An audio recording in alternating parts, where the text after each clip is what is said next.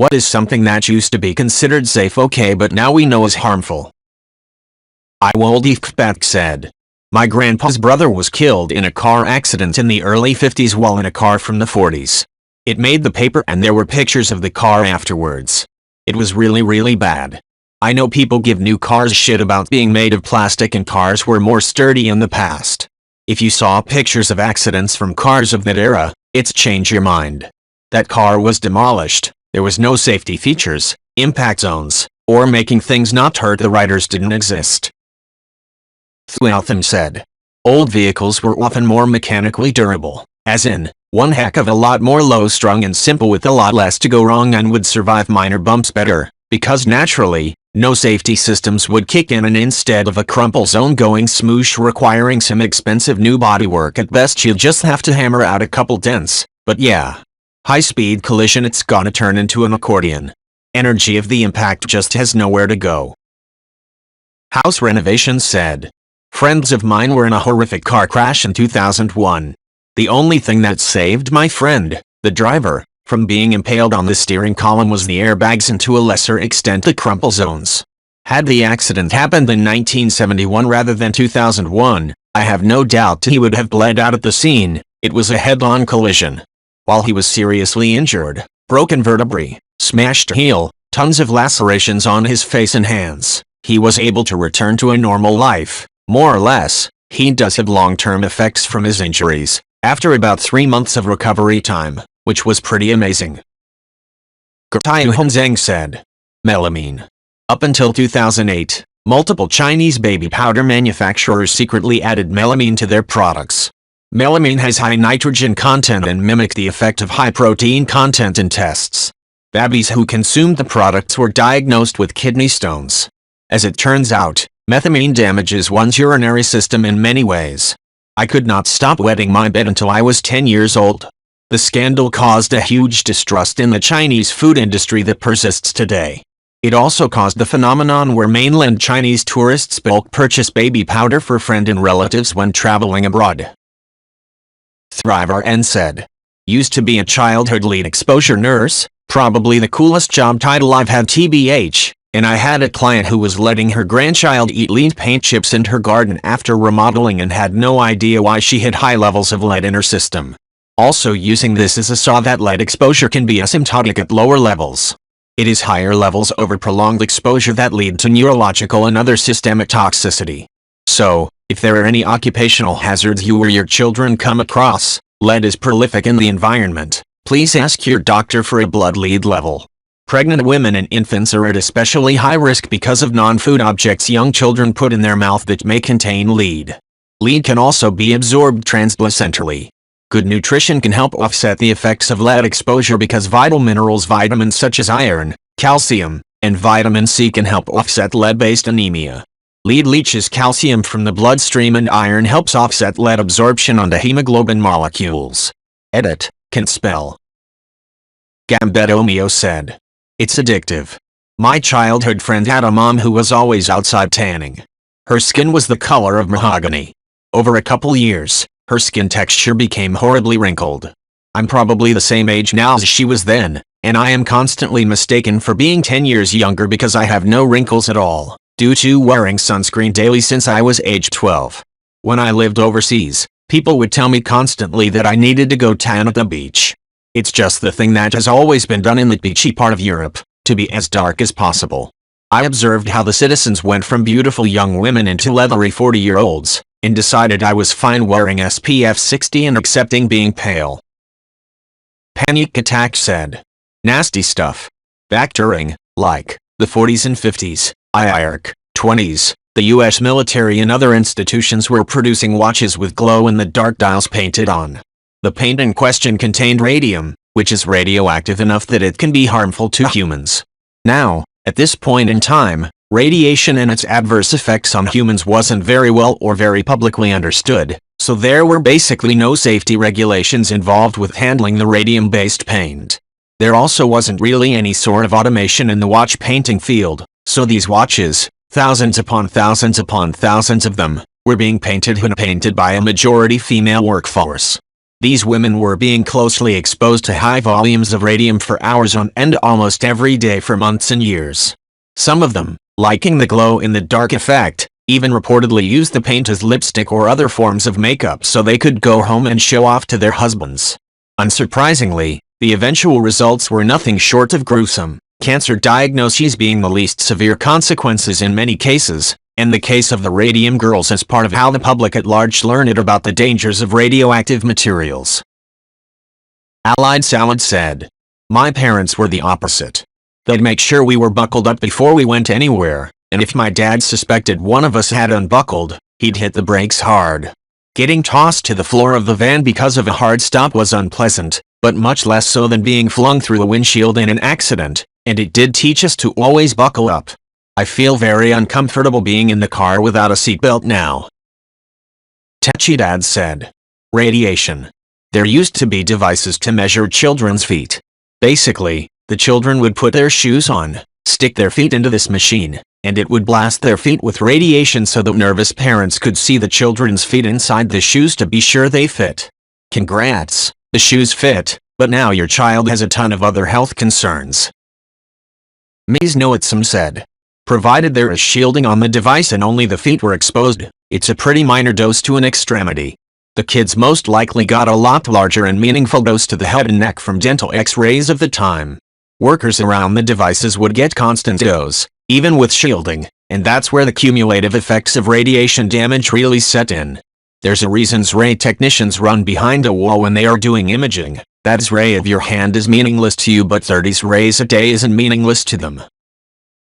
Salajuder said, "At one point Watson does remark for years I had gradually weaned him from that drug mania which had threatened once to check his remarkable career.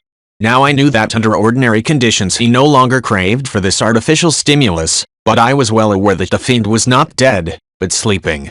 Holmes used it when he wasn't working or didn't have something to occupy his mind with. Holmes would say that his mind is so powerful that he must have something to satiate it with and describes himself something akin to a machine, but as I've grown older I thought maybe it was loneliness and depression, that without his work and with Watson being married frequently, his only friend, he used drugs as an escape. Just a thought. When he was working though, he smoked a lot." Grave Girl said, "So much stuff with babies. Not just the obvious car seats, but all sorts of sleeping stuff. Most of Reddit probably slept in a crib with a loose blanket, crib bumpers, and stuffed toys. You might even have been put on your stomach, or had a pillow. None of that is considered safe anymore. Babies are supposed to be on a flat surface, swaddled only under a certain very young age, with basically nothing anywhere near them. The CPSC just banned a bunch of things in common use, in fact, including baby boxes similar to the ones given out in Finland." Grave Girl said, "Oh, yeah, it's crazy. My oldest kid is 19, and when she was born it was okay to use a sleep positioner to put babies on their back or side, though back was preferred, and crib bumpers were common. Jenny Lynn cribs were super popular but recalled and I think eventually pulled from the market because the drop side could malfunction and cause all sorts of trouble, up to and including death. I had a 5-year break in between kids 3 and 4, and it was like starting all over again when it came to learning what was no longer considered safe." Cleany Weenie said, "When my husband's parents come to stay, I'm guaranteed to hear when you were kids, you all slept on your belly with a blanket. Every single time I get the baby ready in her sleep sack. My mom always says I hate these damn car seats. When you guys were 3 we were always using a booster and only when we remembered it. When I leave the boy with her. I mean, I'm not some crazed bubble wrapping mom, but it seems like their generation has no understanding about how things change. They can't acknowledge that while all their kids survived that way, so many didn't." Lemon Sweet's Revenge said, "Baby powder. Or talcum powder, specifically. If inhaled can cause aspiration pneumonia, even death, and God knows there's a shit ton of it flying in the air when people use it. There's also a class action lawsuit currently going on for women that used it in their panties. It's being linked to ovarian cancer and endometrial cancer." Aquila89 said, "Radioactivity. In the first half of the 20th century, before it became well known how dangerous they are, there were many quack cures involving radioactive substances, like radithor, drinking water containing radium isotopes, toothpaste laced with radioactive substances to make teeth whiter, and radium suppositories to cure impotence. Radithor was taken off the market after the death of Eben Byers, a socialite and athlete who started taking large doses of it following an accident in 1927. He died of multiple cancers in 1932 and had to be buried in a lead-lined coffin. A lawyer from the FTC visited him in 1931 and wrote that his whole upper jaw, excepting 2 front teeth, and most of his lower jaw had been removed, and that all the remaining bone tissue of his body was disintegrating, and holes were actually forming in his skull. Kiyahara said, "I mean, yes. But also no. DDT is perfect for killing insects, especially lice, mosquitoes, and their larvae, and bedbugs. In post-war Japan, things were really bad with all kinds of diseases starting to run rampant, and many of them were spread by blood. By spraying people, and their homes. Yes, there may have been long-term effects, and these were more or less known. It also meant that people wouldn't die from malaria, a number of tropical diseases, the plague, and others. So while it was bad to spray people and risk health issues 20 years down the line, it was better than letting them die from diseases that could be prevented now. Today we have much better solutions, but when you are in a crisis and don't have many options, you take the best and worry about complications when they arise. The bigger problem was the overuse of DDT in the world and polluting our drinking water, fisheries, and wild game. But used in an emergency to prevent millions of deaths via easily spread disease caused by lice, ticks, mosquitoes, and bed bugs? A Southern Snowshoe said, "I remember asking my father, who started smoking in the early 1930s, about this years ago. To me it seemed obvious that smoking is bad, no matter if they tell you that on the side of the pack or not. He somewhat agreed, saying one would have to be a real dummy to not realize sucking smoke into the lungs is no good. What nobody really appreciated, including Dad, was just exactly how bad it was. He finally quit after 50 years of smoking and became very adamantly anti-smoking smoker tobacco company." Basim Thickham said, "A huge amount of medicine and food additives. Everything from adding cocaine and meth to drinks, food, over-the-counter drugs. Your choice would be treatment for mental emotional health. Men were actually lucky when they were ignored for their problems. The ones who were acknowledged, mainly women, would face everything from lobotomies, to torturous treatment, to even dangerous drug cocktails of random variety." Judge Dog said, "Meth. In World War II Germany it was widely used among the general population and in the military. It was actually provided in military provisions. Some historians say the only reason their Blitzkrieg campaign was so successful was because the soldiers were so hopped up on meth. There are stories of Allied commanders freaking out because the German ground forces arrived faster than humanly possible, completely overwhelming the unprepared French forces. Aside from the military, it was apparently very common for the general population to pop a Pervitin, their brand name for methamphetamine, if they were feeling a little tired, or needed to clean for a house party, etc. There's a really good book, a little dry, but the information is really interesting, called Blitzed by Norman Ohler that goes into it." A different communist said, "Going from a foggy memory, but a couple decades ago scientists were trying to figure out what was causing a massive generational spike in heart disease. They narrowed it down to 2 suspects, dietary sugar or dietary fat. The sugar industry lobbied hard, so fat took all the blame, cueing decades of low-fat diets, low-fat snacks, doctors advising patients to cut fat out of their life as much as possible, while sugar got added to more and more foods." DPR Roadman 11 said, "Letting your kid go be free outside. My dad always talked about how him and his friends would get on their bikes in the morning, go around town, play some baseball, just hang out, and return home around dinner time with no real issues. My parents tried their best to give me that same freedom come a certain age, despite growing up in a more populated area. Still, it feels like the days of kids just roaming on their bikes as a group of friends are dying. Hopefully I'm wrong, but it seems like everyone has become so sensitive to certain aspects of life that kids are too sheltered or restricted." Smart Guy 05 said, "Which way your newborn baby should sleep?